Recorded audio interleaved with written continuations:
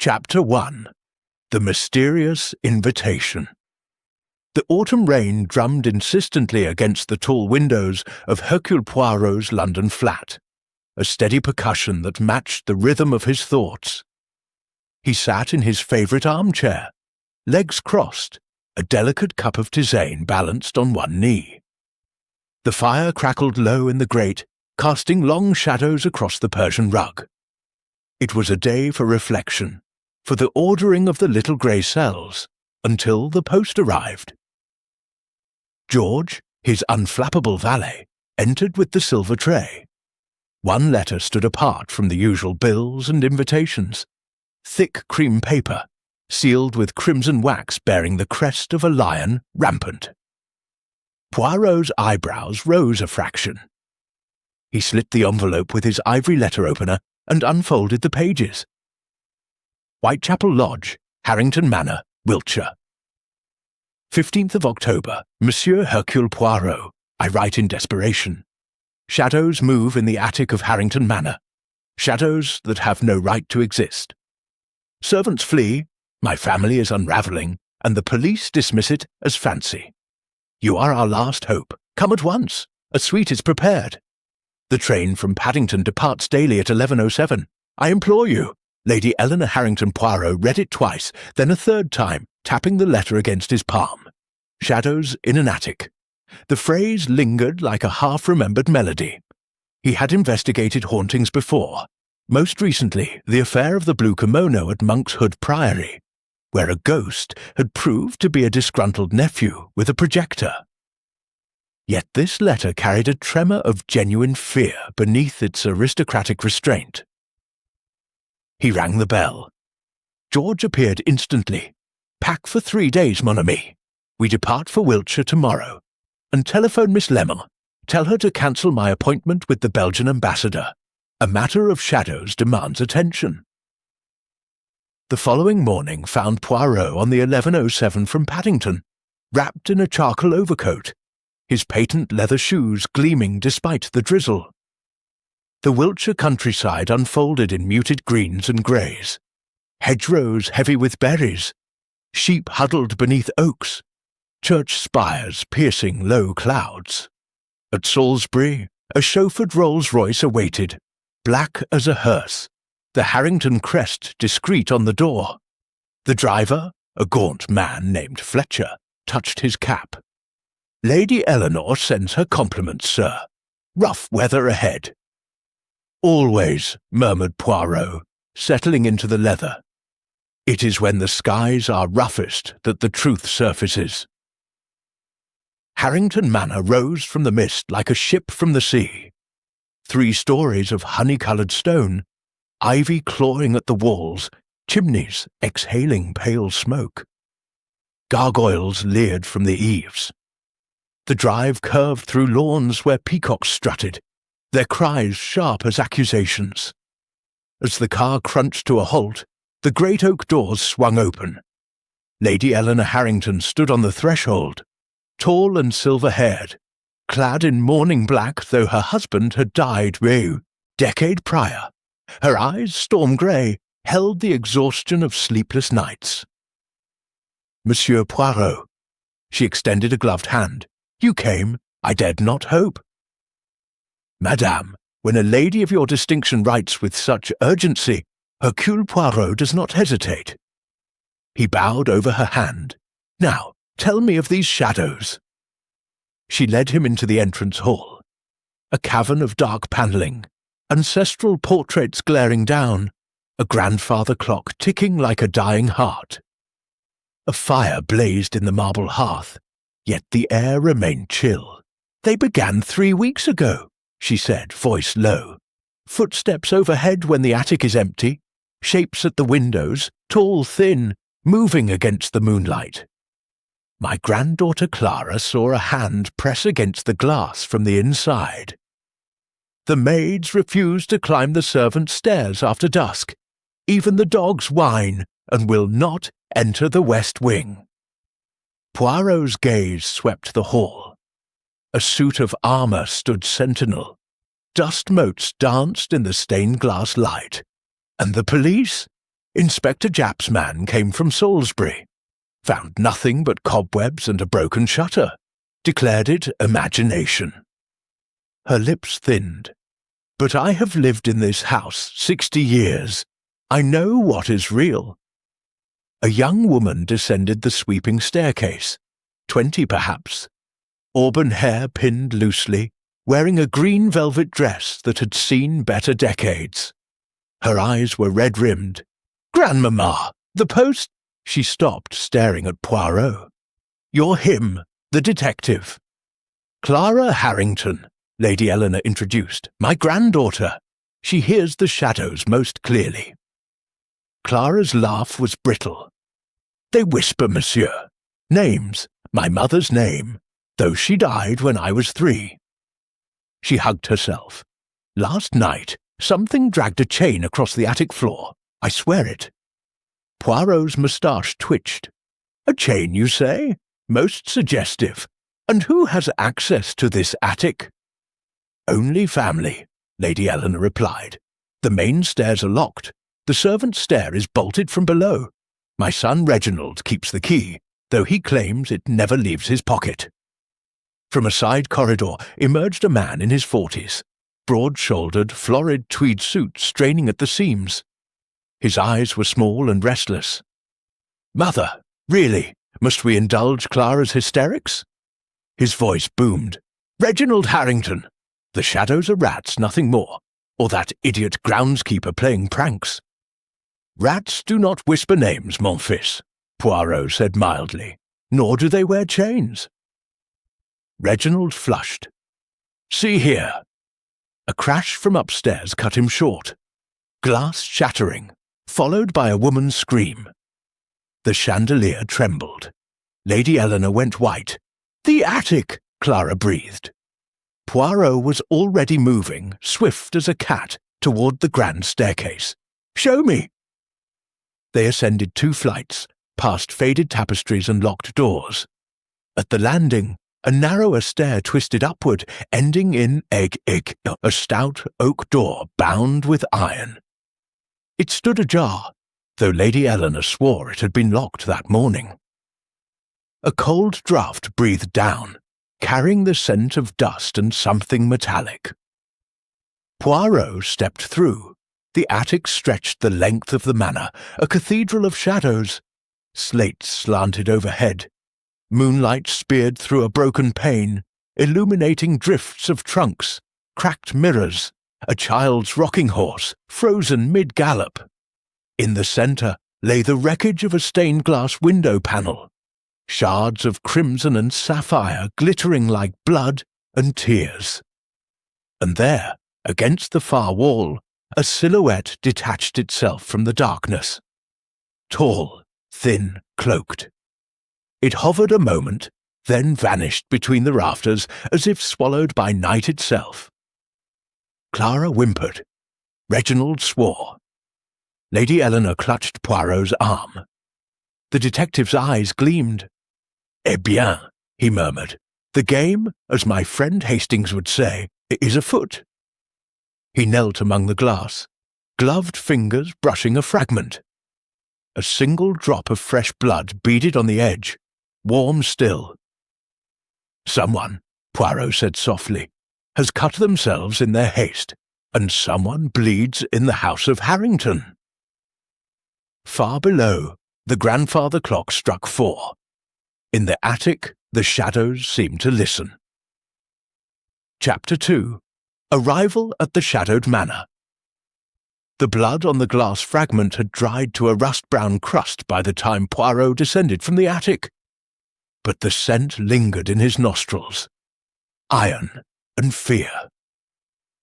He sealed the shard in a clean handkerchief and tucked it into his breast pocket, like a playing card he intended to reveal at the perfect moment. Lady Eleanor led him down a corridor, lined with oil portraits whose eyes followed every step. "Your rooms are in the east wing," she said, "away from the attic stairs, though I fear the house itself is restless tonight." "Distance is an illusion in a house with secrets, madame," Poirot replied. Secrets travel through floorboards and keyholes. The guest suite was a small museum of faded grandeur.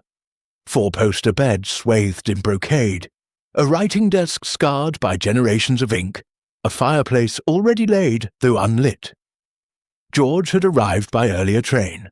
Poirot's valise sat open, shirts folded with geometric precision. A vase of late roses drooped on the mantel, petals bruised violet. Poirot removed his hat and coat, then opened the window a finger's breadth. Cold air slid in, carrying wood smoke and the distant lowing of cattle. Somewhere below, a peacock screamed again, 3 descending notes like a warning. George cleared his throat. "Begging your pardon, sir, but the housekeeper, Mrs. Danvers, no relation to the novel, she was quick to say, has the staff in a proper state. 2 maids handed in notice this morning. Cook threatened to follow unless something is done about the dragging sounds." "Dragging sounds?" Poirot repeated, smoothing his moustache. "Precise. These English servants, they hear what others ignore." He turned. "Find me the household keys, George. All of them. And a floor plan, if such exists. I wish to know every rat run and priest's hole before dinner." Dinner was announced at 8 by a gong that reverberated through the bones of the house. Poirot entered the dining room to find the family already seated beneath a chandelier dripping wax like slow tears. Candlelight gilded the silver, but shadows pooled in the corners. Reginald Harrington stood at the head of the table, decanter in hand. "Port before turtle soup, monsieur. Or do Belgians prefer chocolate with their murder?" "Claret will suffice," Poirot said smoothly, taking the chair to Lady Eleanor's right. "And murder is not yet on the menu, though I detect its aroma."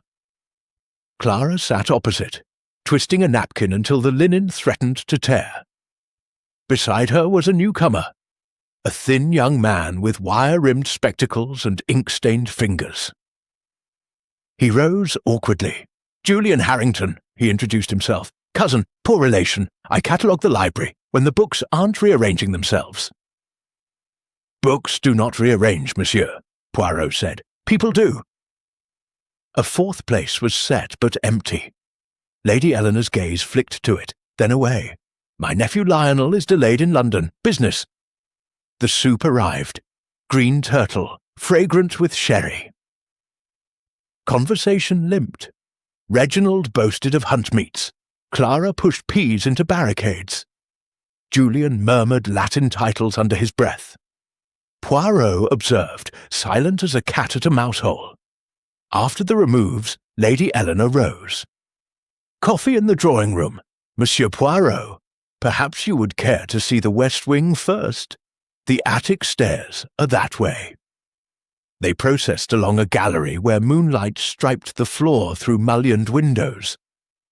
Dust sheets shrouded furniture like ghosts in repose. At the far end, a baize door led to the servants' domain. Beyond it, the temperature dropped sharply. "The West Wing was closed after my husband's death," Lady Eleanor explained. "Only the attic is used for storage. The key hangs here." She indicated a nail beside the door. An iron key rested on it, cold to the touch. Poirot lifted it. Heavy, old, yet the attic door stood open this afternoon. "Impossible," Reginald blustered, joining them. "I locked it myself yesterday." "Locks may be picked," Poirot said, "or duplicated." He inserted the key. The wards turned with a groan. The narrow staircase beyond spiraled upward into darkness. Halfway up, Clara clutched Poirot's sleeve. "Listen." A faint sound drifted down. Scrape, pause, scrape, like a heavy object dragged across wood. The hairs on Poirot's neck stirred, though he permitted himself only the smallest exhale. "Rats with furniture," Reginald muttered, but his bravado rang hollow. At the attic door, Poirot paused. Moonlight now poured through the broken pane, silvering the wreckage. The stained glass, Shards had been swept into a neat pile. Someone had been here since afternoon. Fresh footprints marred the dust. Small, narrow, heeled. A woman's. Poirot knelt. These prints enter but do not leave. Curious. He followed them to a towering wardrobe of blackened oak. The door hung ajar.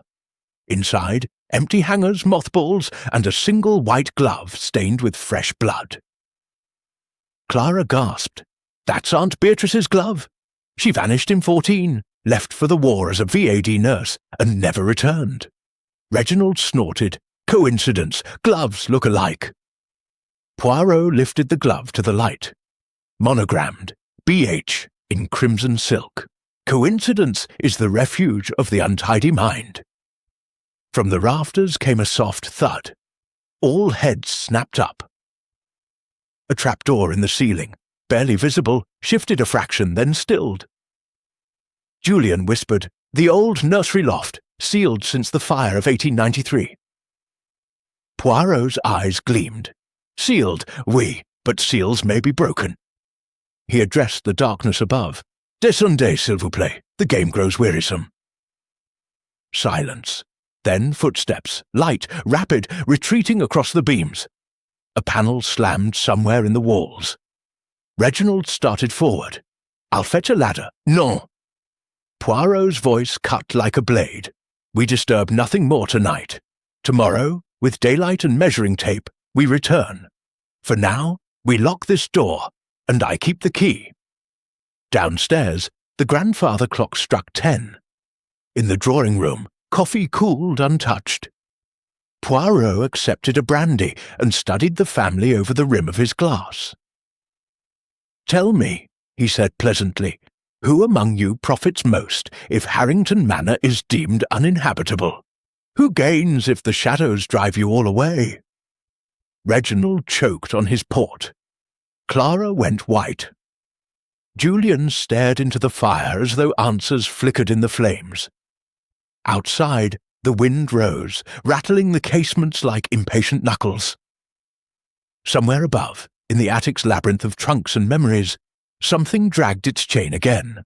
Slow, deliberate, patient.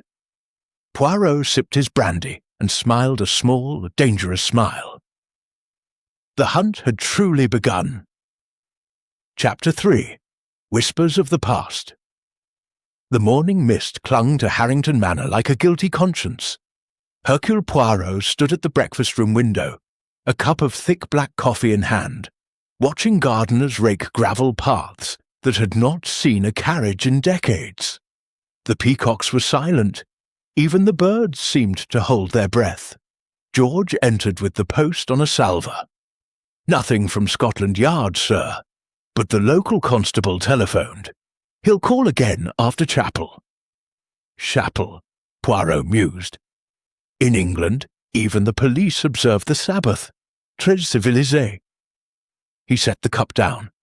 Bring me the household ledger, George. And the family Bible, if such a thing still exists in this house of unbelief. The dining room had been cleared. Only the scent of kippers lingered. Poirot spread his finds across the mahogany. A leather-bound ledger, yellowed with age, a Bible whose spine cracked like dry earth. He opened the ledger first. Entries in faded copperplate. Harvests, dowries, deaths. In 1893, a single line leapt out. Fire in nursery loft. Master Edmund lost. $500 insurance claimed. Beside it, a child's scrawl in red ink. He's still up there. Poirot's eyebrow arched. He turned to the Bible. The Harrington family tree sprawled across end papers, births, and deaths inked in different hands.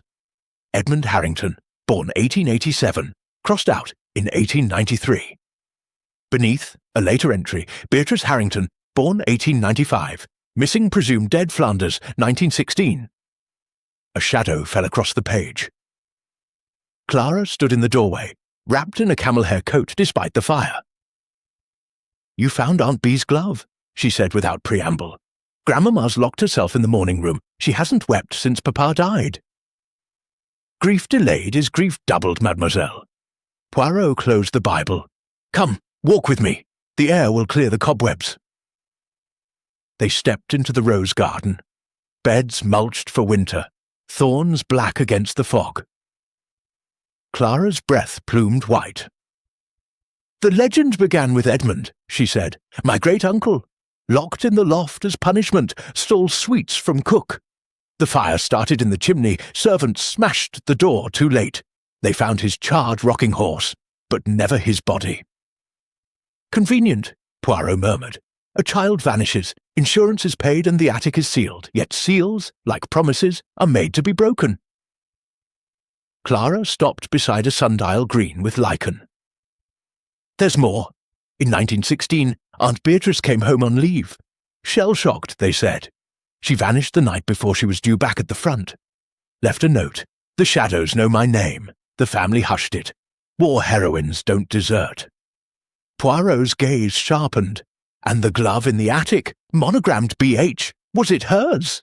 Identical to the pair she wore in photographs, but those burned in the Blitz." Clara's voice dropped. "Sometimes I hear her, calling from the loft, 'Clara, come up.'" A gust rattled the yew hedge. From the manor's roof, a slate slid free and shattered on the path. They both flinched. Inside, the morning-room door stood ajar. Lady Eleanor sat at a secretaire, a photograph in her lap. A young woman in nurse's veil, eyes haunted. She looked up as Poirot entered. "I was 17 when Edmund died," she said. "Beatrice was my sister. After she disappeared, Father bricked up the loft hatch, said the house was cursed." Her fingers traced the photo. "But curses need feeding." Poirot took the chair opposite. "Madame, curses are stories we tell to excuse greed. Tell me of the inheritance." Lady Eleanor's mouth tightened. "The estate is entailed to the male line. Reginald inherits all, unless he dies without issue. Then it passes to Julian. Clara gets nothing but a dowry." She laughed, bitterly. "My father's idea of fairness." Footsteps thundered in the hall. Reginald burst in, face mottled. "Mother, the Salisbury solicitor's here. Says Lionel's train was delayed. Some nonsense about forged telegrams." He noticed Poirot. "Find your ghost yet, monsieur?" "I find many things, monsieur, including a ledger that records $500 for a child who may not have burned." Reginald's bluster faltered. "Ancient history. History repeats itself when money is involved." Poirot rose. "I require the attic again, with daylight and without interruption." They assembled at the west wing door. Poirot, Clara, Julian with a flashlight, and a reluctant Reginald clutching a shotgun for rats. The iron key turned smoothly, too smoothly. Someone had oiled the lock. The attic smelled of damp stone and secrets. Sunlight speared through the broken pane, illuminating motes like golden insects. The bloodied glove lay where Poirot had left it, but the dust around it was disturbed, new prints overlaying the old. Julian's beam swept the rafters. There, the loft hatch. A square of newer wood, nails bright, but one corner sagged. The seal had been pried. Poirot climbed a stepladder retrieved from the stables. The hatch lifted with a scream of hinges. A blast of cold air rushed out, carrying the stench of smoke and lilac water. Inside, a child's nursery frozen in time. Wallpaper peeled in strips of faded rockets and balloons. A rocking horse, charred on one flank, stood sentinel. In the centre, a circle of melted candles surrounded a photograph. Beatrice Harrington, in her nurse's uniform, eyes scratched out with a blade. Clara whimpered. Julian's light trembled. Poirot knelt. The candles were fresh, beeswax expensive. Beneath the photo lay a locket, chain broken. He opened it, a curl of auburn hair and a miniature of baby Clara. "Someone performs a ritual," he said softly, "to summon or to banish."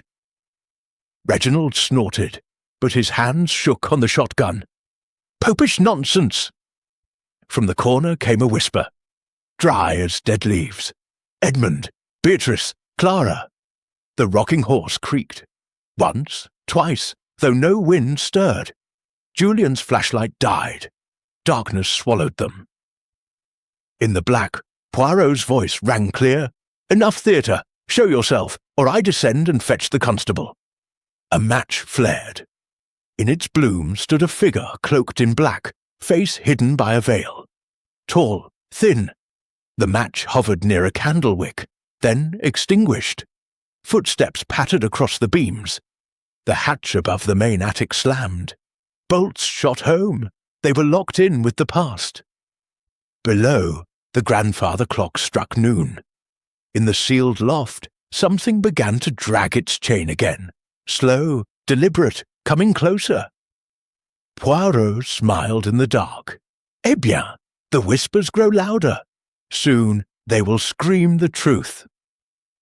Chapter 4. The First Shadow Sighting. Darkness pressed in like wet wool. The attic loft was a coffin of memories. And the four of them, Poirot, Clara, Julian, and Reginald, were its unwilling occupants. The air tasted of soot and old grief. Somewhere above the sealed hatch, the chain dragged again. Scrap. Pause. Scrap. A metronome counting down to revelation. Poirot's voice cut through the gloom, calm as a surgeon's scalpel. "Monsieur Julien, your flashlight, strike it against your palm. The battery loosens with fear, not failure." A dull thunk. The beam sputtered, then blazed. Julian's face was parchment pale, spectacles fogged. The light swept the nursery, wallpaper curling like burnt paper, a child's slate cracked down the middle, chalk letters smeared. "Let me out!" Reginald's shotgun trembled. "Whoever's up here, I'll blast them to—" "No." Poirot's hand closed on the barrel. "You will blast only the evidence. Observe." He pointed the beam at the floorboards.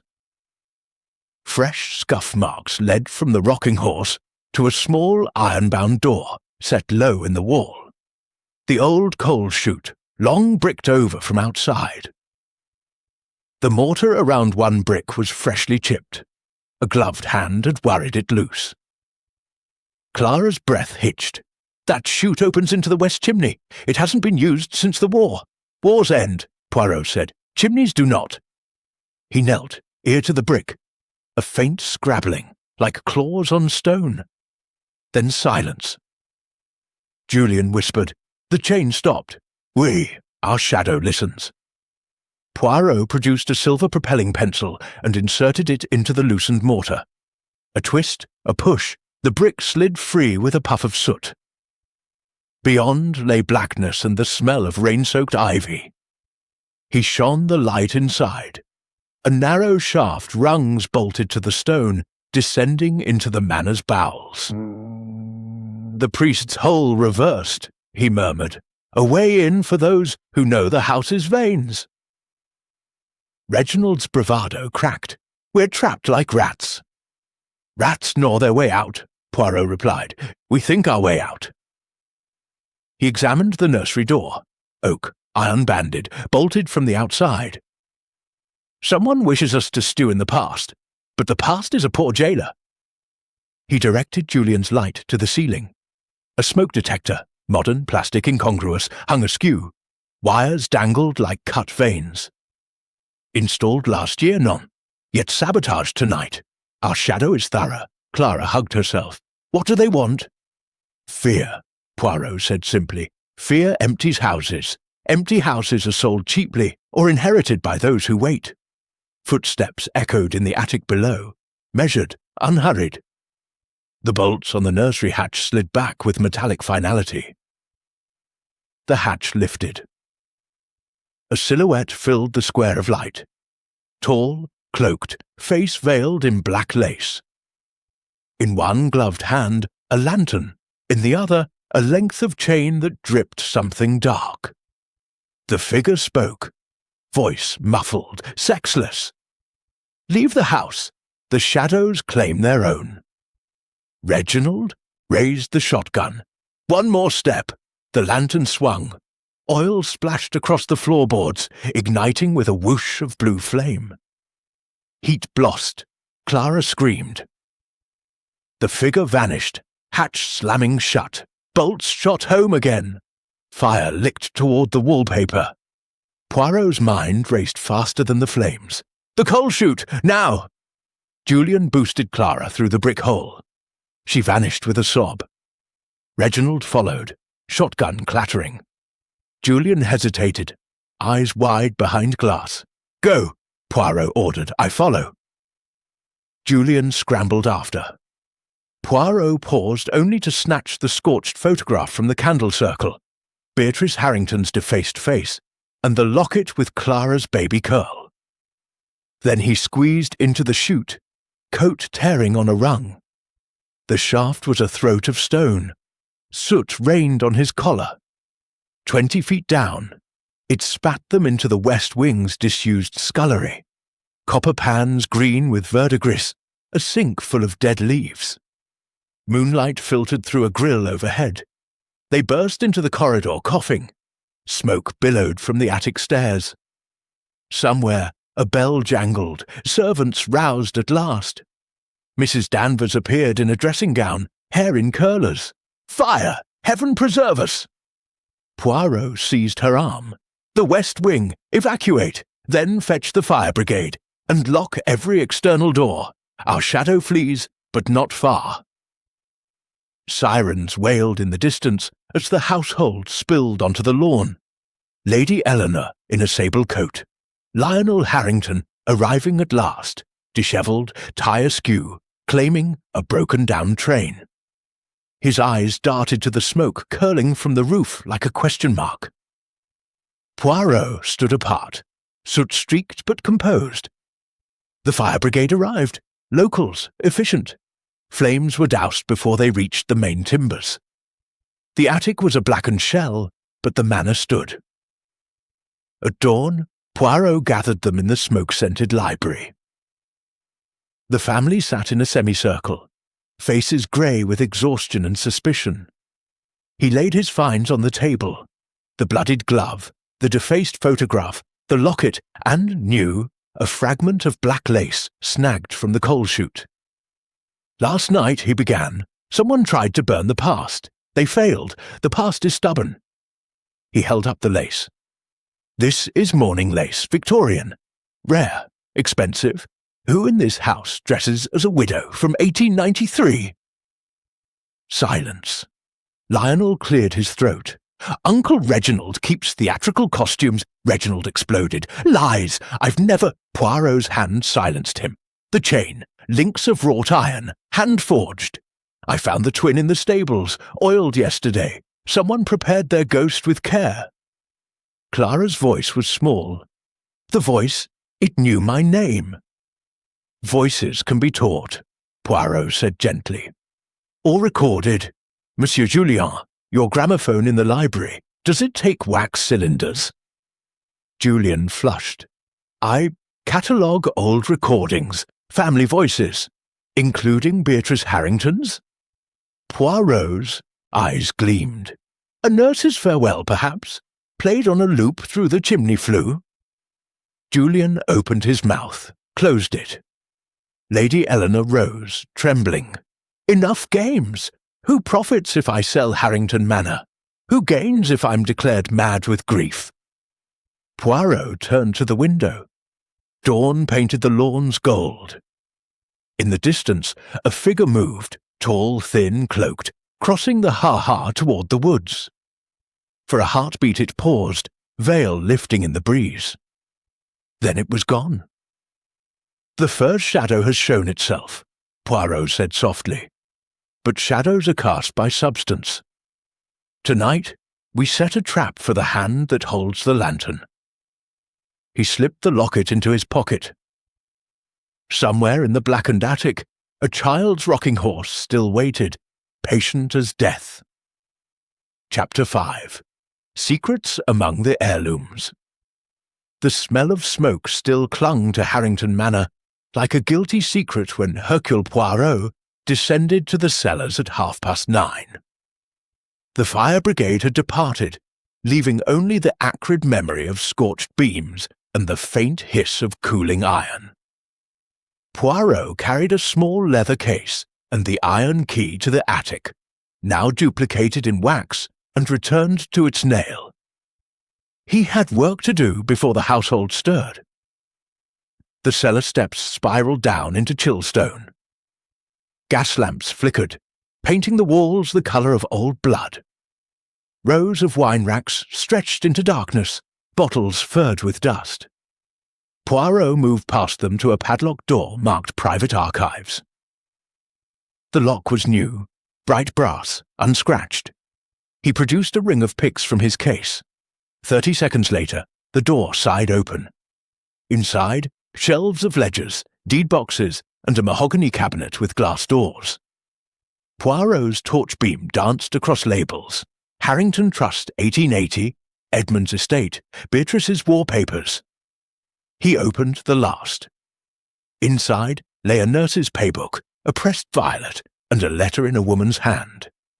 Dearest Eleanor, if I do not return, burn the attic letters. They will ruin us all. The child was never Edmund's to lose. B. Poirot's moustache twitched. He photographed the letter with a miniature camera, then replaced it exactly. From the cabinet's bottom drawer he lifted a velvet pouch. Inside, a diamond brooch shaped like a peacock, one emerald eye missing. The insurance inventory in the ledger listed it as lost in 1916 air raid. Curious. Footsteps overhead, measured heavy. Poirot closed the cabinet, relocked the door, and slipped into the coal cellar opposite. Reginald Harrington appeared on the stairs, lantern in hand, muttering about damned rats. He tried the archive door, found it secure, and moved on. Poirot waited 5 heartbeats, then followed at a distance. Reginald entered the boot room, opened a false panel behind the Wellington racks, and removed a bundle wrapped in oilskin. Poirot glimpsed black lace and a length of chain before the panel shut. Reginald locked it with a Yale key from his watch chain. Then climbed the servants' stairs. Poirot smiled. One rat, caught in the act. Upstairs, the household gathered for a late breakfast. Lady Eleanor presided like a queen in mourning. Lionel nursed a hangover. Julian catalogued burns on his fingers. Clara stared at her plate as though it might whisper. Mrs. Danvers served kedgeree with trembling hands. Poirot entered, immaculate despite the night. Bon matin. I have news. The fire was deliberate. Petrol from the garage poured through the coal chute. But our arsonist made a mistake. He laid the diamond brooch on the table. This was found wedged in the chute grating. Insured for £5,000, non? Yet here it is, singed but intact. Gasps rippled. Lady Eleanor went white. That was Beatrice's. She wore it the night she vanished. Lionel leaned forward. You're saying someone faked its loss for the insurance? Or faked a disappearance, Poirot said. The brooch, the glove, the locket, props in a play, but props leave traces. He produced the scorched photograph. This was defaced with a scalpel, surgical steel. Who in this house trained as a nurse? Silence. Clara's fork clattered. Julian cleared his throat. Aunt Beatrice kept medical supplies in the old dispensary. I catalogued them last month. Show me. The dispensary was a narrow room off the west wing, shelves lined with brown bottles and yellowed bandages. Julian unlocked it with a key from his waistcoat. Inside, dust lay thick, except on one shelf. A scalpel glinted, blade etched with BH 1915. Beside it, a gramophone cylinder labelled Beatrice's Lullaby, 1916. Poirot lifted the cylinder. You played this through the chimney, non? A simple horn hidden in the flue, the voice of a dead woman calling her niece. Julian's hands shook. I found it in the attic, thought it harmless. Harmless! Clara's voice cracked. You terrified me! Lady Eleanor entered, eyes blazing. "Explain yourself, Julian!" Before he could, a scream echoed from the hall. Mrs. Danvers stood frozen, pointing at the grandfather clock. Its glass face was smashed. Inside, wedged among the weights, was a child's shoe, charred, tiny, the leather cracked like old earth. Reginald stormed in. "This is madness! I'm calling the solicitors." Poirot blocked his path. "You will call no one, monsieur, not until I examine the boot-room panel." He held up the Yale key, snatched from Reginald's chain while he blustered at breakfast. "You dropped this in your haste." Reginald lunged. Poirot sidestepped. The larger man crashed into a sideboard. Lionel pinioned his arms. The oilskin bundle spilled. Black lace veil, chain, a bottle of stage blood, and a forged insurance claim dated 1916, signed Beatrice Harrington. Lady Eleanor stared as though at a stranger. You staged her death?" Reginald sagged. "It was father's idea. Beatrice wanted to escape the war, the family, everything. We faked the desertion, collected the insurance, hid her in Scotland. But she came back in 19, mad with guilt, demanding her share. We paid her to stay away. Then Clara turned 21, and the trust matures," Poirot finished. "If the manor is sold to cover debts, the money vanishes into lawyers' pockets, unless the heiress is too frightened to claim it." Clara whispered, "You used my hair in the locket." Reginald's laugh was bitter. "A snip while you slept. Theatrical, but effective." Poirot turned to Julian. "And you, monsieur? The gramophone, the candles, your touch?" Julian nodded miserably. "Reginald paid me. Said it was to force the sale.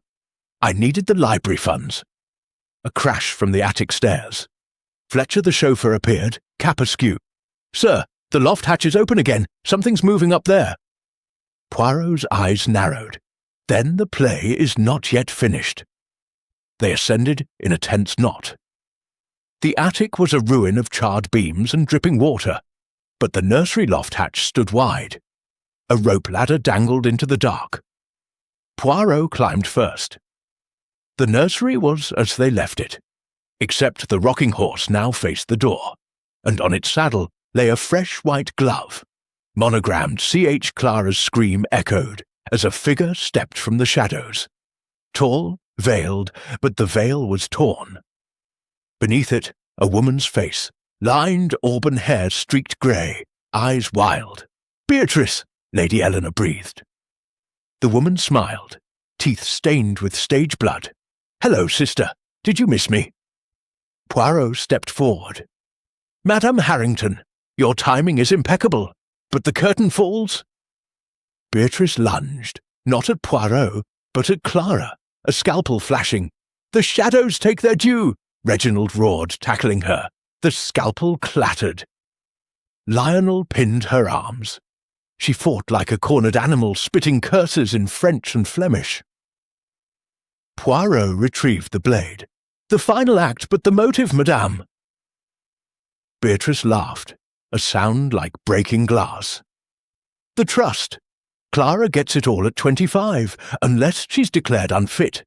Reginald promised me half if I drove her mad, but he lied. They all lie." Downstairs the police arrived, summoned quietly by George at dawn. Beatrice was led away in cuffs, still raving about shadows. Reginald followed, head bowed. Julian wept silently. In the library, Poirot poured brandy for the shaken women. The heirlooms lied, but the dust told truth. Footprints too small for a man, too large for a child. A woman's vengeance, staged with a brother's greed. Clara clutched the locket, now returned. "It's over." "No, mademoiselle, it begins. You are mistress of Harrington Manor now. The shadows are banished, but the accounts must be settled." Outside, the sun broke through, gilding the scorched roof. The peacock screamed once, then fell silent. In the attic, the rocking horse waited, patient as ever for the next, a chim child to believe in ghosts. Chapter 6. Interrogations in the Drawing Room. The drawing room of Harrington Manor had never felt smaller. Rain lashed the tall windows, turning the glass into a weeping mirror. The fire hissed and spat, throwing restless shadows across the crimson walls. Poirot stood before the mantel, hands clasped behind his back, every inch the conductor awaiting his orchestra. Around him, the family sat in a semicircle of gilt chairs, each face a study in fracture. Lady Eleanor occupied the high-backed seat at the centre, spine rigid, knuckles white on the ivory head of her cane. To her left, Clara, pale and hollow-eyed, clutching the locket like a talisman. To her right, Lionel, freshly shaved but still smelling of last night's whisky. Julian perched on a stool, ink-stained fingers twisting a scrap of paper. Reginald was absent, locked in the gun-room under Constable Greeley's watchful eye, awaiting the Salisbury van. Beatrice had been taken to the county asylum at dawn, sedated and raving. Poirot began without preamble. "Mesdames et messieurs, the stage is cleared of its principal actors. Now we examine the script. The shadows were a collaboration. Reginald for greed, Beatrice for vengeance, Julian for desperation. But every conspiracy has a prompter, one who whispers from the wings. I seek that voice." He paced, shoes silent on the Aubusson carpet. "Let us reconstruct fact 1. The trust matures when Mademoiselle Clara reaches 25, 3 months hence. Fact 2. The estate is mortgaged to the hilt. Sale would pay debts, but the surplus vanishes into lawyers' fees unless the heiress is indisposed. Fact 3. Someone forged telegrams to delay Monsieur Lionel's arrival, ensuring he missed the fire. Why? Lionel shifted. "I told you, train breakdown." "No." Poirot produced a telegram flimsy from his waistcoat. "This arrived at my London flat this morning, forwarded by George. Sent from Salisbury Station yesterday. Signed L. Harrington, claiming urgent business in town. Yet you arrived only after the flames. Curious." Lionel's jaw worked. "I never sent—" "Precisely. Someone wished you absent when the attic burned. Someone who knew the fire would force a sale, and your vote as trustee was required to block it." Lady Eleanor's cane tapped the floor. "Lionel has no vote. The trust is mine until Clara's birthday." "Unless you are declared incompetent," Poirot said gently. "Grief, age, the strain of ghosts, grounds enough for a court. And who benefits then? The next male heir." His gaze settled on Lionel. "You!" Lionel surged to his feet. "This is monstrous. I've been in London closing a deal." "Which deal?" Poirot's voice cracked like a whip. "The one with Mr. Silas Grimshaw, property developer. The one offering 200,000 for Harrington Manor, contingent on vacant possession by Christmas." He laid a contract on the tea table, Grimshaw's letterhead bold. "Your signature is witnessed by a clerk who remembers you well.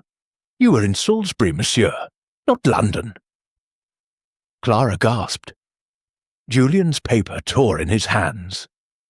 Lady Eleanor stared at her nephew as though seeing him anew. "You would sell our home." "I would save it." Lionel's face contorted.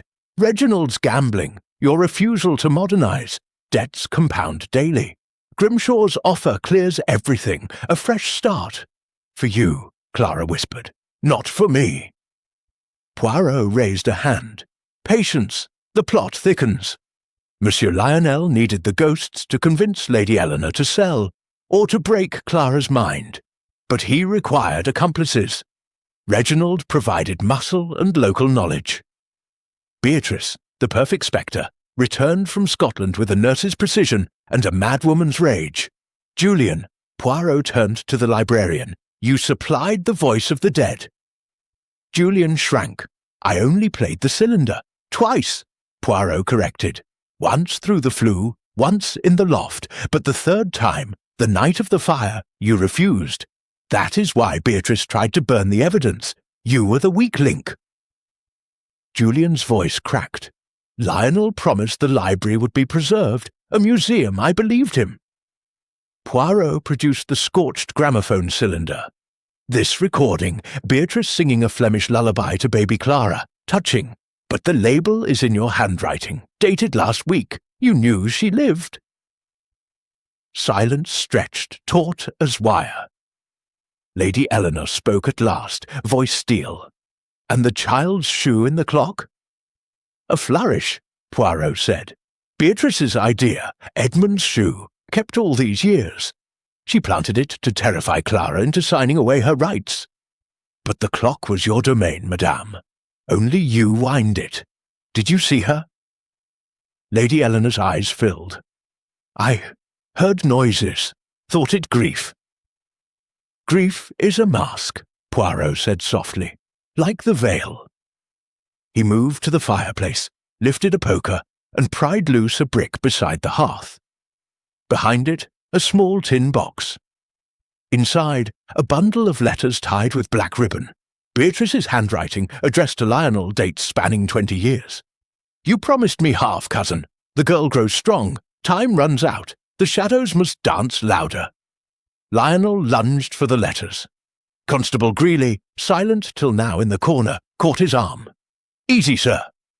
Poirot faced the room. "The conspiracy is complete. Lionel, the architect, Reginald, the stage manager, Beatrice, the ghost, Julian, the echo, but one piece remains." He turned to Clara. "Mademoiselle, the locket, open it." Clara obeyed with trembling fingers. Inside the curl of baby hair lay a folded slip, new paper, fresh ink. "Sign the deed by midnight, or the next fire takes the east wing, and you with it." Clara's sob broke the hush. Poirot's eyes blazed. "Blackmail, the final act, but blackmail requires delivery. Who placed this in the locket after the police search?" All eyes turned to the door. Mrs. Danvers stood there, apron twisted in her hands, face grey. I found it on the hall table this morning," she stammered. "Thought it belonged to Miss Clara." Poirot's voice softened. "You have served this family 40 years, madame. Loyalty is a heavy chain, but truth is lighter." Mrs. Danvers crumpled. "Master Lionel gave it me last night. Said to slip it in when no one looked. Threatened my pension." Lionel roared, struggling in Greeley's grip. "Lies! She's senile. Non!" Poirot produced a fountain pen from his pocket. Lionel's, monogrammed. "Found in the gun room, with Reginald's confession. Ink matches the note exactly." The fight went out of Lionel. He sagged, defeated. Lady Eleanor rose, regal despite her tears. "Constable, take him. The Harrington name has borne enough shame." As Lionel was led away, Poirot addressed Clara. "The manor is yours, mademoiselle, debts and all, but debts can be renegotiated when blackmail dies." Clara looked at the scorched ceiling visible through the open door. "And the shadows?" "Shadows need light," Poirot said. "Open the attics, burn the veils, let the house breathe." Outside, the rain eased. A weak sun glinted on the wet lawns. The peacocks emerged, tails fanning like victory banners. In the gun room, Reginald stared at the wall, hearing his empire crumble. In the asylum, Beatrice sang her lullaby to empty air. In the library, Julian began cataloguing the truth. Poirot lit a small cigar, exhaling toward the ceiling. Another case for the little grey cells. But the final act approaches. Tonight, someone will try to silence the last witness. He glanced at Clara. "You, mademoiselle, must play your part." The grandfather clock struck 3. In the attic, something stirred. One last shadow, waiting for dusk. Chapter 7. Midnight Revelations. The grandfather clock in the entrance hall struck 11, with a hollow bronze note that lingered like a warning.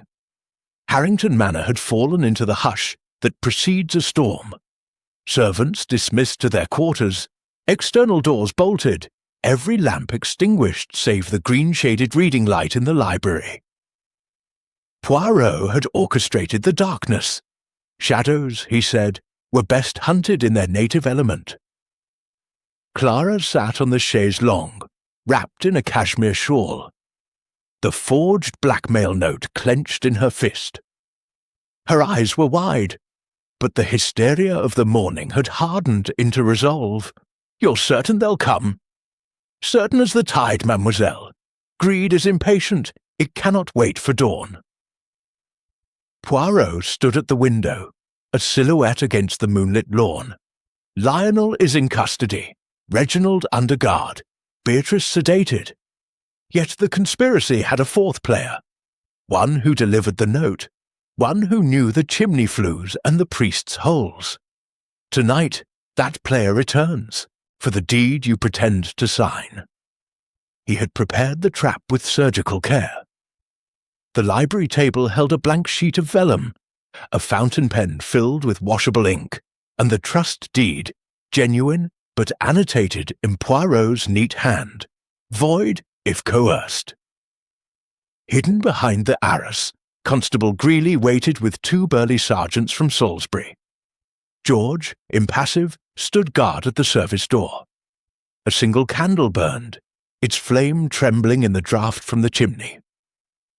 Midnight approached. The house creaked like an old ship. Clara's breathing was shallow. Poirot's was measured, almost meditative. A soft click, the French window latch. The casement eased inward on oiled hinges. A figure slipped through, cloaked, veiled but shorter than Beatrice, movements economical. Moonlight glinted on spectacles. Julian. He froze at the sight of Clara alone. You came. Good girl." His voice was a whisper, but the librarian's diffidence had sloughed away like a snakeskin. "Sign quickly. Grimshaw's man waits at the gate with the cheque." Clara's hand trembled over the pen. "You? But the police have Lionel—" "Lionel was the face," Julian said, stepping closer. "I was the brain. The library is my life. Without it, I'm nothing. Grimshaw promised a wing in the new hotel, my name on the plaque. All I needed was the sale." He produced a small revolver from his pocket. "Sign." Poirot's voice floated from the shadows. "Or what, monsieur? You shoot the heiress and inherit dust." Julian spun, gun wavering. The candle guttered. "Stay back, detective. This is between family." "Family?" Clara's laugh cracked. "You terrified me with my aunt's voice, burned the attic, planted threats. Reginald's idea," Julian snapped. "He wanted you mad, I wanted you gone. Beatrice was the perfect ghost, until she demanded more. Lionel was just the messenger." He gestured with the revolver. "Enough! Sign, or I shoot the old woman in her bed and blame the lunatics." Poirot stepped into the candlelight, hands raised. "You mistake me for a man who bluffs, monsieur. Observe!" He clapped twice. The arras parted. Greeley and the sergeants emerged, truncheons ready. George materialized behind Julian, a length of curtain cord in his hands. The librarian's eyes darted like a cornered fox. "Drop it!" Greeley growled. Julian's finger tightened on the trigger. Clara screamed. The revolver barked. Once, twice. Plaster exploded from the ceiling. George tackled him. The gun skittered across the rug. The sergeants pinned Julian's arms. The cord bit into his wrists. Poirot retrieved the revolver, sniffed the barrel. "Blank's clever. You wished only to frighten, not to kill yet." He turned to Clara. "The deed remains unsigned. The trap is sprung."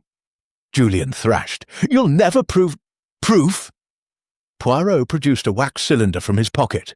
"This morning, while you catalogued your tears, I recorded your confession to Constable Greeley through the dumbwaiter. Your voice clear as the Flemish lullaby." He held up the cylinder. "The courts adore modern evidence." Greeley hauled Julian upright. "Julian Harrington, I arrest you for conspiracy, arson, and attempted coercion." A crash from the chimney cut him short. Soot billowed. A second figure tumbled out, coughing, veiled, clutching a satchel. The veil tore away. Mrs. Danvers, face streaked black, eyes wild. "Julian promised me a cottage," she shrieked, "after 40 years scrubbing their floors." Poirot sighed. The prompter reveals herself. "You oiled the hinges, delivered the notes, hid the costume in the boot room, loyalty purchased for a thatched roof." Mrs. Danvers lunged at Clara with a paper knife. George intercepted, twisting her wrist until the blade clattered. The sergeants cuffed her beside Julian. Clara stood trembling. "Is it truly over?" Poirot opened the satchel. The real trust deed, a checkbook in Grimshaw's name, and a map of the estate marked for demolition. "Over, oui. The conspiracy collapses like a house of cards built on sand." He led Clara to the window. Dawn was a pale promise on the horizon. The peacock stirred, tails rustling like silk. "Tomorrow, mademoiselle, you will meet the bankers. The debts will be restructured, the library preserved, the attics open to light." Julian spat soot. "You think you've won, Poirot? The house is rotten. It will eat her alive." Poirot's smile was winter. "Houses do not eat, monsieur. Greed does, and greed is in chains." The police van crunched on the gravel outside. Julian and Mrs. Danvers were bundled in, faces pressed to the bars. Clara watched until the tail-lights vanished. In the library, Poirot poured 2 small glasses of Armagnac. "To truth, mademoiselle, it is bitter, but it warms." Clara sipped, eyes on the chimney. "One thing I don't understand. The first shadow I saw, before the fire, before Beatrice, it moved against the moonlight. How?" Poirot's gaze followed hers. High in the flue, something glinted, a shard of mirror wired to a pulley. A simple trick. Julian's cataloguing included old magic lantern parts. A reflection cast from the roof. The first shadow was always yours, to convince you the house was haunted before the players arrived. Clara exhaled, a lifetime of fear leaving her lungs. Then the shadows were never real. "Shadows are always real," Poirot corrected gently. "They are the shape of what blocks the light. Remove the obstacle, and the darkness flees." The candle burned steady now. Outside, the sun rose clear, gilding the manor's scars. In the attic, the rocking horse stood silent, waiting for children who would never fear it again. Chapter 8. Clues in the dust and darkness. The sun had climbed high enough to burn the last of the night's chill from Harrington Manor. But the attic remained a cavern of cold. Poirot stood at the threshold of the ruined loft, coat buttoned to the throat, a pair of fine leather gloves protecting his hands from soot and splinters. Behind him, Clara carried a wicker basket lined with clean linen. George followed with a portable electric lantern, its beam cutting through the haze like a scalpel. The fire had done its worst here. Rafters blackened, wallpaper reduced to ash confetti. The rocking horse split down the middle as though cleaved by an invisible axe. Yet the structure held. Poirot's eyes, bright, relentless, swept every inch. "Light is the enemy of deception," he murmured. "Bring the lantern lower, George. We search for what the flames tried to hide." They began at the coal chute. The loosened brick still gaped. Soot had been brushed into deliberate patterns, swirls, almost a signature. Poirot knelt, produced a magnifying lens, and studied the mortar dust. "Silica particles," he said, "from the estate quarry. Someone carried this brick in a pocket, not pried it here. A portable prop." Clara set the basket down. Why bring a brick at all? To create an entrance that looked forced from within. Theatre, mademoiselle. Always theatre. George's beam swept the floorboards. A faint grid of scratches emerged, parallel lines 2 inches apart. Poirot traced them with a gloved finger. Wheels, small, metal, a trolley perhaps. Something rolled across these boards repeatedly. He followed the tracks to the far corner, where a pile of charred trunks had collapsed. Beneath the topmost lid, a child's perambulator, its hood scorched but intact, wheels caked in dried mud. Clara's breath caught.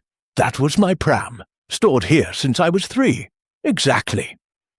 Poirot lifted the hood. Inside, a false bottom, plywood, newly cut, concealed a compartment. He pried it open, a bundle of letters, edges singed but legible, tied with the same black ribbon as those found behind the fireplace. He read aloud, "Julian, the girl grows curious. Distract her with the pram wheels on the boards. She'll think it's the ghost of her childhood. Double the fee or I vanish again." B. Clara's hand flew to her mouth. "Beatrice used my pram to make the dragging sounds?" "Genius in its cruelty," Poirot said. "A sound from your infancy, magnified by guilt and fear. The wheels explain the chain's rhythm, metal on wood, not iron on stone." George's lantern caught a glint beneath the perambulator. A thin copper wire, stapled along the baseboard, disappearing into the wall. Poirot followed it to a knothole. Beyond, in the cavity between joists, lay a small brass bell. Victorian, the sort used to summon nursemaids. The wire connected to a pulley system that ran the length of the attic and down the chimney flue. "The whisper mechanism," Poirot explained. "A tug on the wire in the scullery rings the bell here. The sound travels the flue like a speaking tube. Add the gramophone horn hidden in the chimney pot, and you have a ghost that calls by name." Clara shuddered. "They turned the house into a machine. Every great deception is mechanical at its heart," Poirot replied. "Now, footprints." He sprinkled fine talcum from his pocket across the soot. Prints emerged. A woman's narrow heel, Beatrice, Reginald's heavy brogue, Julian's lighter tread, and one more, almost obliterated. A boot, size 8, hobnailed, the left sole worn smooth. "Fletcher," Clara whispered, "the chauffeur. He was outside the night of the fire." Poirot nodded. "The outsider who knew every back road and blind spot. Come." They descended to the stables. Fletcher was polishing the rolls, sleeves rolled, humming tunelessly. He straightened at their approach, wiping hands on a rag. "Morning, miss, Mr. Poirot. Nasty business up top." "Indeed." Poirot's tone was mild. "Tell me, Fletcher, why does a chauffeur oil attic hinges and quarry bricks in his pocket?" Fletcher's rag stilled. "Don't follow, sir."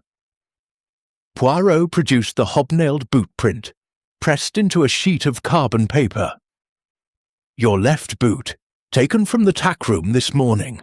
The wear pattern matches exactly. You carried Beatrice in the boot of the rolls from the railway station, twice. Once to arrive, once to flee after the fire." Fletcher's shoulders sagged. "Mr. Lionel paid me 50 quid to look the other way. Said it was family theatrics. I swear I never touched the petrol." "Yet you watched the house burn," Clara said, voice trembling with fury. "My home!" Fletcher hung his head. "I've a sick wife in Devizes. 50 quid buys medicine." Poirot's gaze softened a fraction.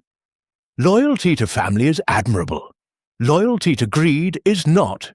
You will give a statement to Constable Greeley. Perhaps the court will weigh your remorse." Back in the attic, the search continued. George lifted the split rocking horse. Beneath the saddle, a cavity lined with velvet, empty save for a single emerald. The missing eye from Beatrice's peacock brooch. "The final clue," Poirot said. "Planted to be found, to tie the haunting to 1916. but the emerald is modern, flawless, laser-cut. Purchased last year in Hatton Garden by Monsieur Julian Harrington on account with Grimshaw Developments. Clara stared at the gem. They thought of everything. Almost. Poirot led her to the nursery's far wall. A section of panelling was loose. He pressed, and it swung inward on hidden hinges. A narrow staircase spiraled down into darkness. "The true priest's hole," he said, "not the coal chute. This, built in 1645 for Catholic recusants. It leads to the wine cellar and the archive room." They descended. The stairs ended in a brick arch. Beyond, the manor's foundation stones, and etched into one, a fresh carving, Siege H. 2025. The shadows win. Clara traced the letters. My initials, my birth year. They planned this for decades. Poirot's jaw tightened. A long game, but games end when the board is overturned. In the archive, the mahogany cabinet stood open. The drawer that held Beatrice's wallpapers was empty, replaced by a single sheet. Detective, you chase ghosts. The real treasure is buried where the peacocks roost. Dig at moonrise, come alone, or the girl dies. The last shadow, Clara's face drained of colour. A trap. Or bait, Poirot said. The peacocks roost in the old ice house. Moonrise is in 2 hours. We will dig, but not alone. He folded the note into his pocket. George, telephone Greeley. Bring dogs and floodlights. Mademoiselle, you will remain with Lady Eleanor under guard. The last shadow wishes a private audience. Hercule Poirot grants it, with reinforcements. As they emerged into sunlight, the peacock screamed, a shrill, mocking chorus.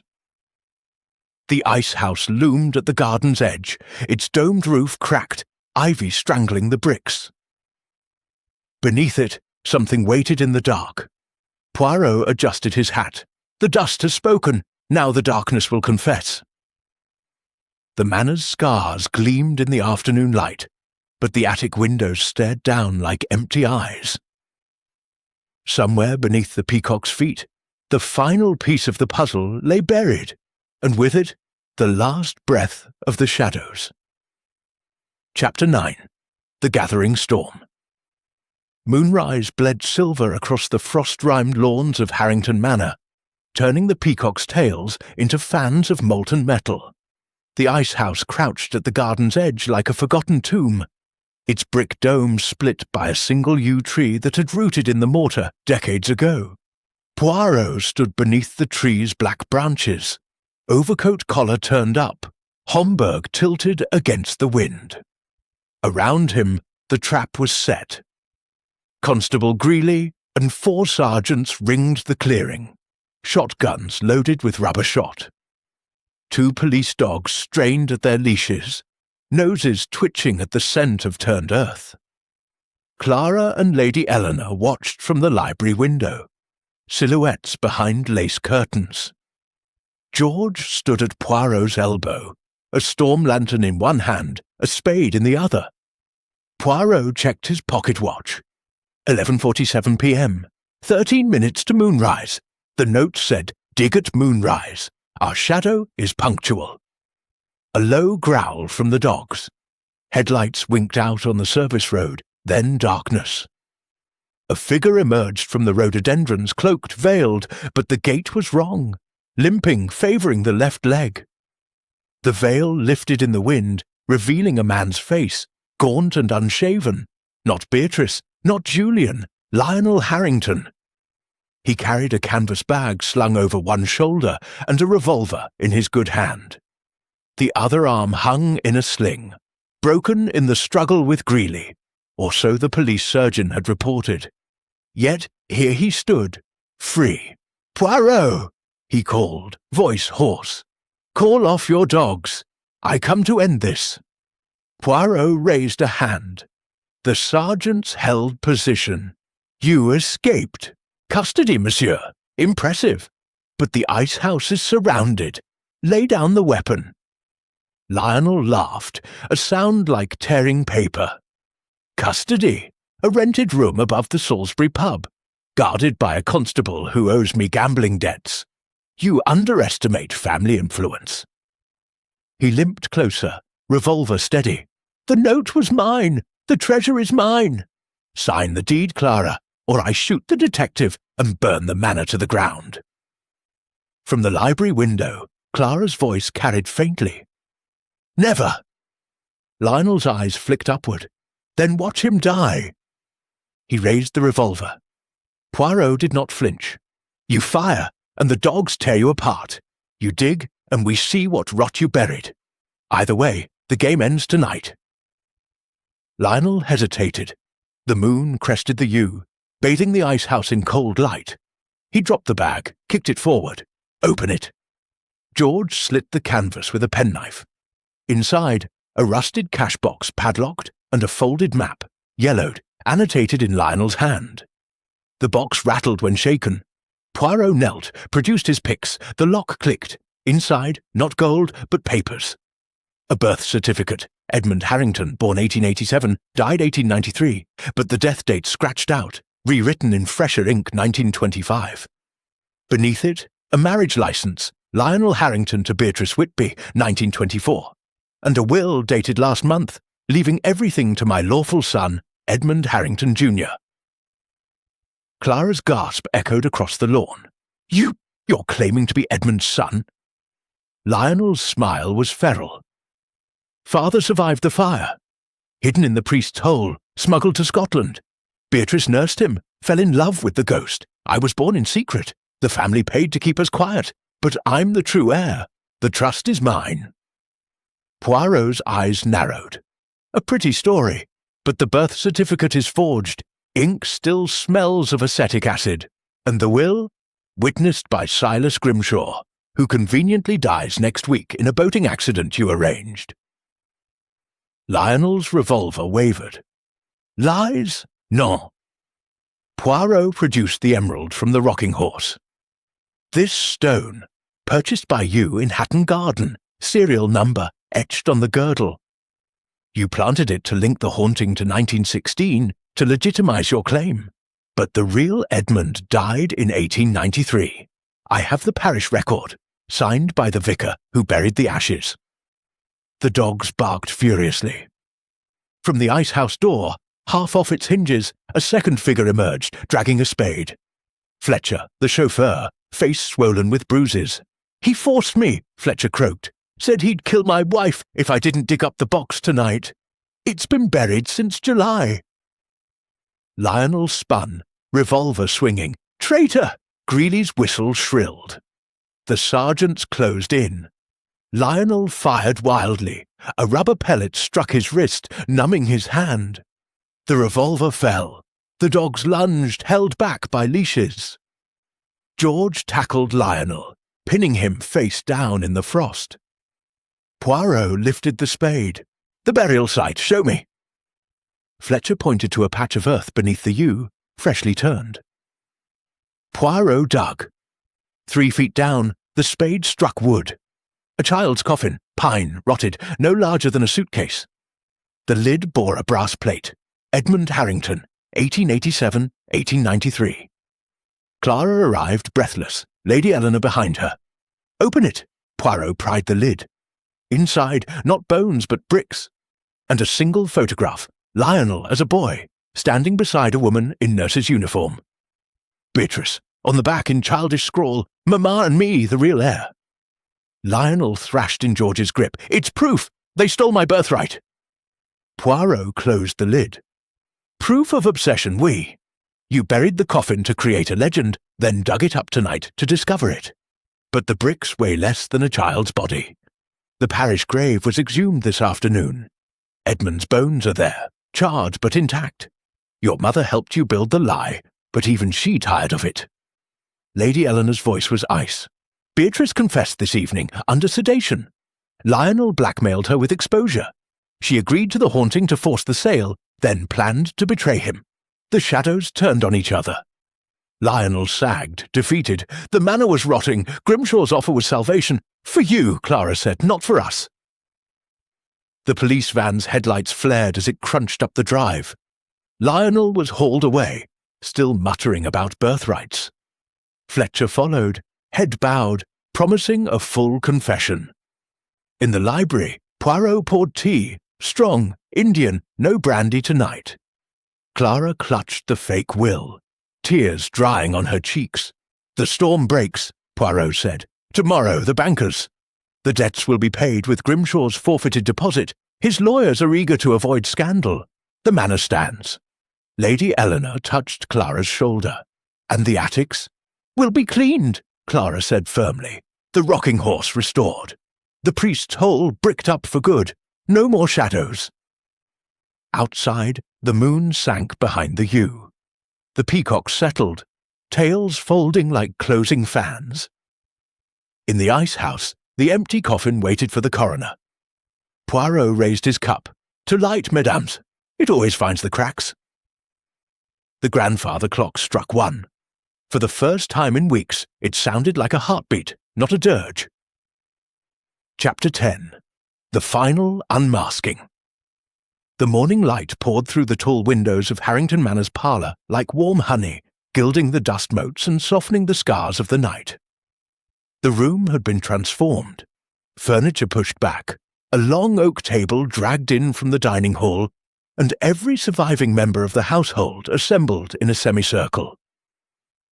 Lady Eleanor sat at the head, regal in dove-grey silk, cane across her lap like a sceptre. Clara stood beside her, no longer trembling, the trust deed folded neatly in her hand. Constable Greeley flanked the door, notebook ready. George poured, coffee with the solemnity of a priest at communion. Hercule Poirot entered last, immaculate in a charcoal suit, the knot of his tie a perfect dimple. He carried no notes, no props, only the certainty of a man who had arranged every piece on the board. "Mesdames et messieurs," he began, voice ringing clear in the hush. "We gather not for tea, but for truth. The shadows that haunted Harrington Manor have been dragged into the light one by one. Today, we unmask the last illusion and close the curtain." He paced slowly, hands clasped behind his back. "Let us begin at the beginning. 3 weeks ago, a letter reached me in London. Lady Eleanor's plea for help against shadows in the attic. But that letter was not the first act. The prologue was written 30 years earlier, in a Scottish cottage where a madwoman and her son nursed a lie." He turned to the assembly. Lionel Harrington believed himself the true heir, the secret son of Edmund, the boy who survived the 1893 fire. But the fire was real, the death was real, and the bones in the parish grave are real. Lionel's mother Beatrice was no heroine. She was a nurse who deserted, fled to Scotland, and married a fantasist who convinced their child he was robbed of a birthright.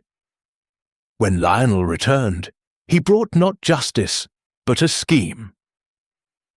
Poirot gestured to the table, where George had laid the evidence in precise rows. The forged birth certificate, the emerald, the wax cylinder, the child's coffin lid, the blackmail note, the ice house map. Act 1, The Haunting.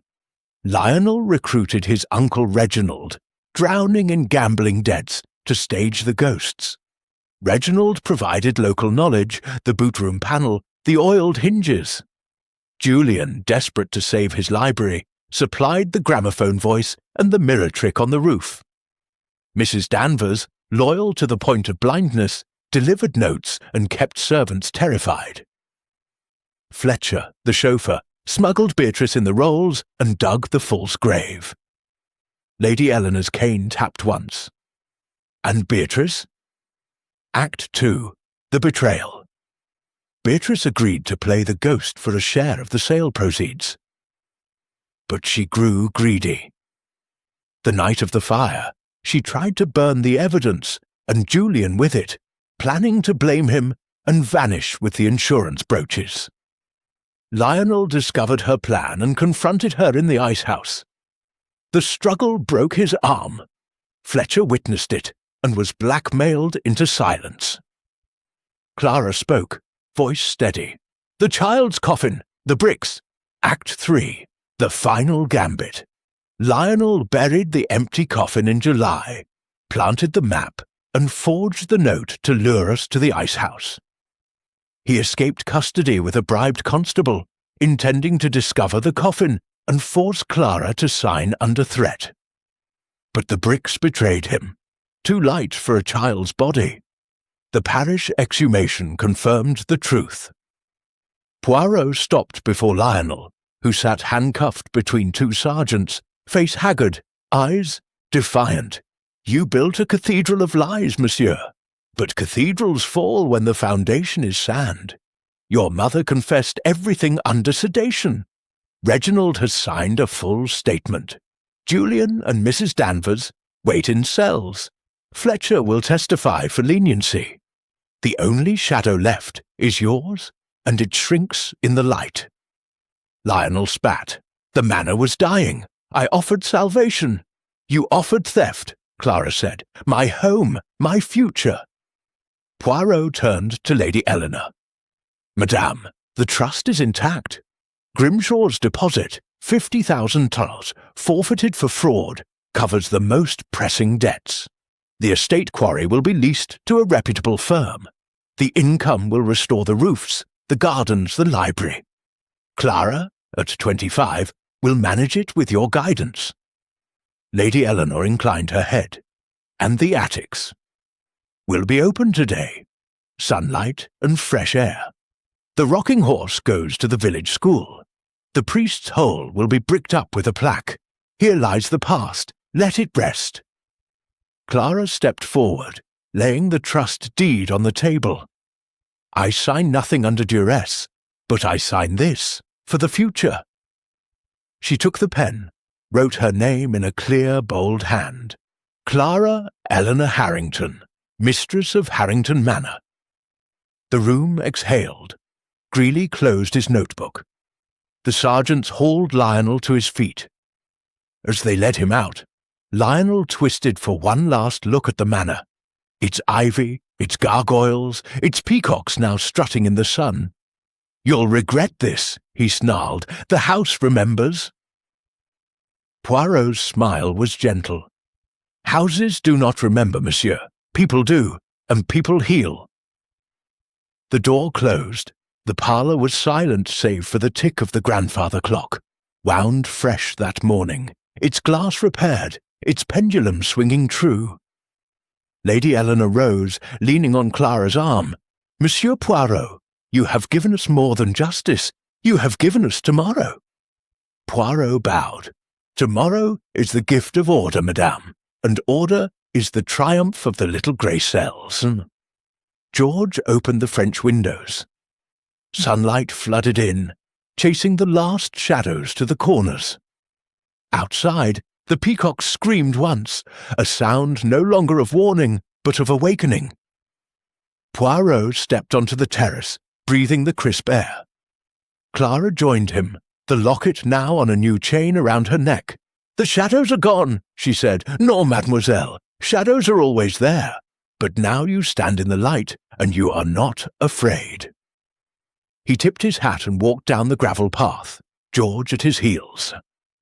The Rolls waited, engine purring. As they drove away, Clara watched from the steps, Lady Eleanor beside her.